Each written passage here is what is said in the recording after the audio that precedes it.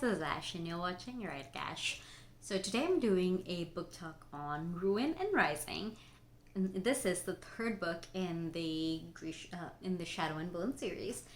And in my personal opinion, it was much better than the previous. It did take me longer to read than Shadow and Bone, because Shadow and Bone was a day's read for me. It was a super quick read, but I definitely liked this better. I think it's perfect for a YA audience, but at the end of the day, it's a good story with a beautiful world that I thoroughly enjoy. So let's get into the book with some spoilers ahead. So we start off in the White Cathedral. Some time has clearly passed between Siege and Storm and Ruin and Rising, and we see Alina kind of still in a catatonic state-ish. Not catatonic anymore, because she was, and then she had time to recover. But she's still too far underground to really have the sun to rejuvenate her and to fully heal. But she is come quite a bit forward. And she's basically being held prisoner by the apparat under the guise of protection. And then he just parades around amongst the followers. I think he does that because he thrives off the power he gets from having any association with Santa Alina. And he kind of charades as a devout follower when he's just a farce. I personally am not spiritual or religious, but I understand people who are, and I respect it, but he is not. He uses religion as a power play, and it is, in my opinion, disrespectful to the people who really are, like Talia and Tamar, who really do believe in the saints and Alina, and he makes a mockery of it in a way. But our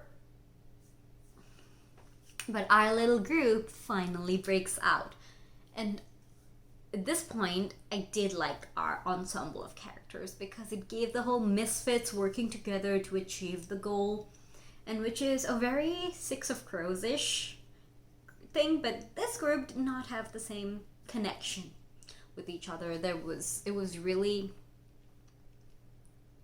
kind of a mess because not everyone could trust everyone, and it was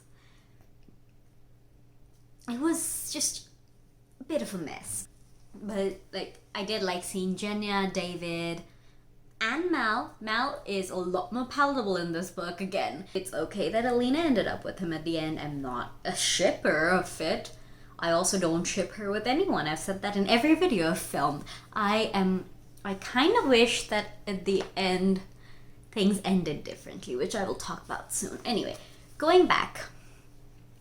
They break out of the cathedral and go after the third amplifier, which is the Firebird. And it later turns out that it is Mal. And that was the strangest thing. I didn't see that twist coming, and I don't know how I feel about it. It makes sense. It doesn't make sense, honestly, when everyone else... kind of with the story about Mortsova's... daughters, how Baghra kills her sister and he basically brings her back to life. So he was basically a reincarnated he reincarnated her, and in doing so created an amplifier. And then when they get dropped into the pit or river or whatever, and they survive, and she has her line, every one of her descendants is an amplifier in return. And it makes sense in that sense, but also it doesn't make sense as in it just felt unnecessary. Anyway, so after they escape, they kind of go on a run, and it's like a band of Grisha and Mal. And it's kind of interesting though. And they do get caught by a militia group and that's when Nikolai makes his entry. In this book, Nikolai was amazing. I loved him so much for his reaction to Jenya's past, which I will talk about. Anyway, so Nikolai brings them onto his ship, and Baghra and Alina start to train. I loved seeing Alina's power grow even more. I think Alina was happiest in her life when she had her power, which is why I don't agree with the end. Like, before that, she never really enjoyed life. She didn't get the same experiences out of it. And with her power, she was able to live fully. And I just hated having it taken away from her. Yes, she wanted a simple life, but she could have had a simple life as a Grisha. She just didn't have to be involved in the army. She could have still kept her light. And it just saddens me to see it go. Anyway. And then the story we talked about. And then the story I talked about with Morzova's creating the amplifiers. We learned from Baghra about how he was her father and how she had basically raised Alexander, which, by the way, is his name, that he reveals to her in, I think, the second book. I can't remember, but he reveals to her, and she's the only one that knows, and it's just so special. And again, I can hate him and still enjoy some of these things. Anyway, so she basically tells him the story, and about how she raised him to believe he was better than everyone else. And I am not blaming Baghra for Alexander's actions, but she did have a hand in creating the egotistic person he became.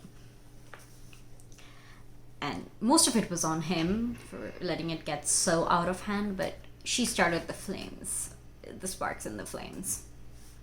And let's talk about Nikolai and Alina for a second. Despite the fact that I never really shipped them, I did like them better than any of Alina's other ships, because it was a little bit more equal.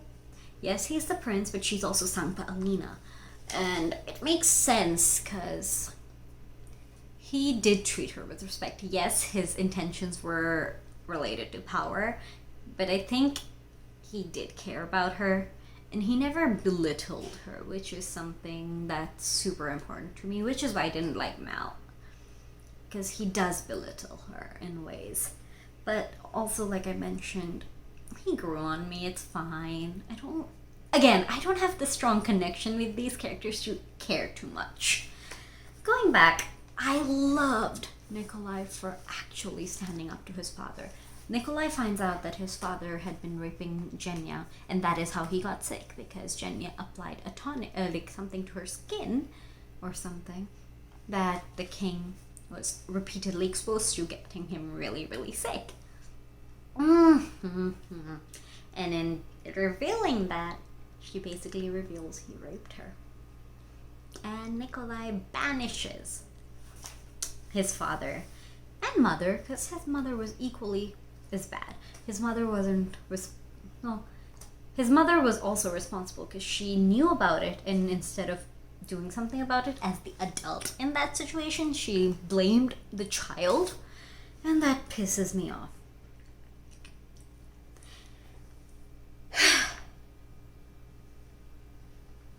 And then we see them release one of the Grishas. Like, he didn't want to be there, so he gets to leave, and then the Darkling attacks them all. Yeah, and Baghra sacrifices herself to save them. Nikolai gets turned into a monster. It's just all of these things happening so quickly. Our gang of Grishas and Mal leave to go find the third amplifier, and yeah. And in doing so, they split up and go to look for the Firebird, only to discover it is Mal, and it's just interesting. They figure out how to become invisible, which was super cool, to defeat the Darkling. And when they get to the fold and the battle starts, it is quite interesting in my opinion. And then it goes well for a second, and then it all goes to shit. At the end, Alina has to stab Mal, because he's the third amplifier, and using it, her magic kind of leaves her body, which I don't understand how this happened. Like, can someone explain to me what was happening there? I don't understand. Like, why did it leave her body? She didn't do anything, it just left. It left her body and then kind of made other people Grisha. And just confused. She did end up stabbing the Darkling. And the saddest thing is, at the end, he asks her to say her name one last time. Because she's the only one living that knows it, and it's just heartbreaking. And I also love that the last piece of dialogue from her in this series is his name. Like when they have the funerals and she says Alexander. I think Alina and Alexander would have made a great pair. Not Alina and the Darkling. This is like, I'm talking if Alina existed back when he was first coming into his power. I think his route could have gone very different if Alina had any influence on him back then. But I do wish that Alina's power didn't leave her in this situation. The ideal ending would have been her keeping her power. I'm okay with her faking her death and going away with Mal. I just wish she had her magic. And then, like, Mal has been stabbed, and Talia and Tamar kind of save his life. And then Alina and Mal begin a human life together, which I will say I really hated the first and last chapters in this books. All three. Like in the Shadow and Bone, it made sense, it was cute, but every time else it just sounds weird. It's just hard to follow. Didn't like it. Like about when they're in the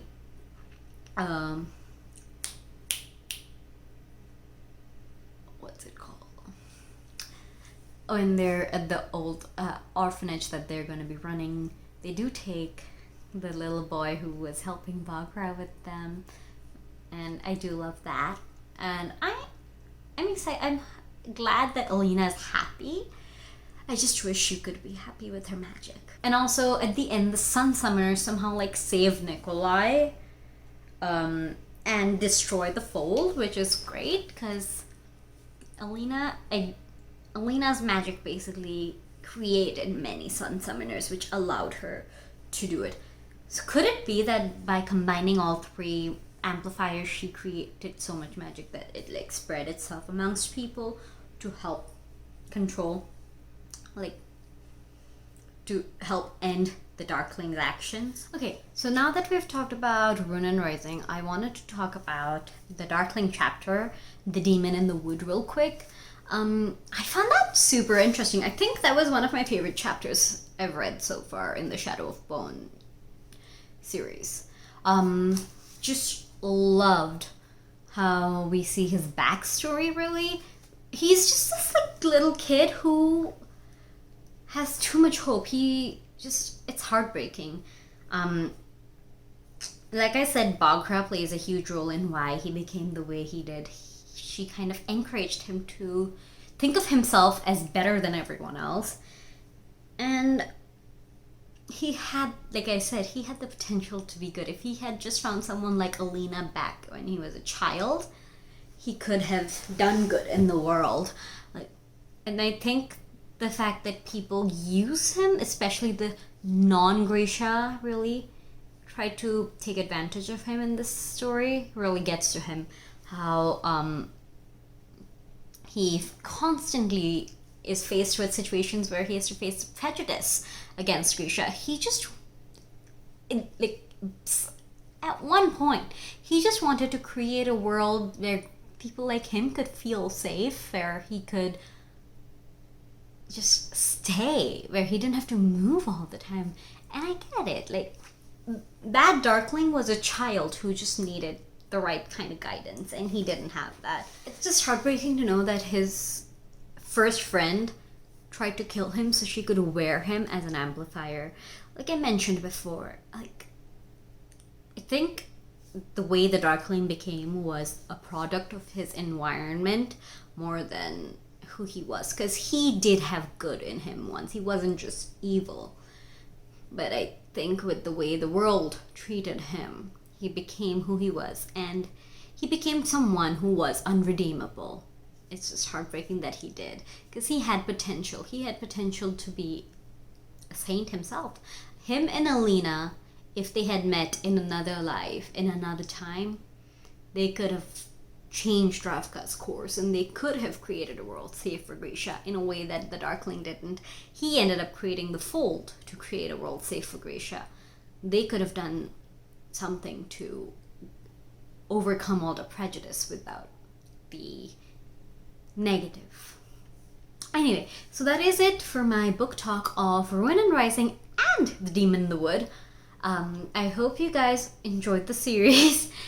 Like I said, I did struggle with it, but at the end of the day, the story in this universe is just fantastic, and I can't fault Leigh Bardugo for creating such a beautiful world.